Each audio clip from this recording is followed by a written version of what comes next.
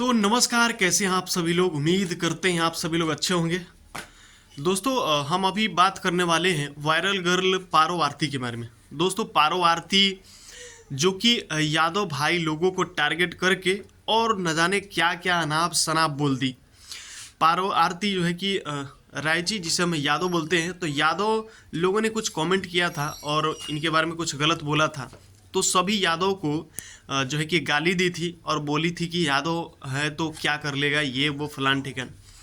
जब ये सारा गलती हो गया उसके बाद में अभी इंस्टाग्राम पे एक वीडियो अपलोड की है जिसमें पारो आरती सभी यादव समाज से माफ़ी मांग रही है और सभी यादव भाइयों से हाथ जोड़ के माफ़ी मांगी और बोली कि मुझसे गलती हो गया है, अब ऐसा नहीं होगा। और हम उन यादव को बोले थे जो हमारे बारे में गलत बोल रहे थे, यानी कि हम सभी यादव को टारगेट करके नहीं बोले हैं, जो मेरे बारे में गलत बोल रहे थे उन यादव को बोले हैं। तो दोस्तों ये रहा पारो आरती का बयान था।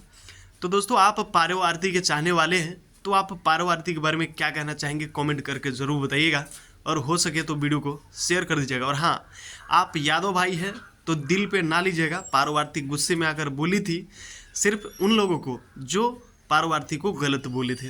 तो दोस्तों फटाफट इस वीडियो को लाइक कीजिए और कमेंट करना मत भूलिएगा, और हो सके तो वीडियो को शेयर कर दीजिए। बहुत बहुत धन्यवाद।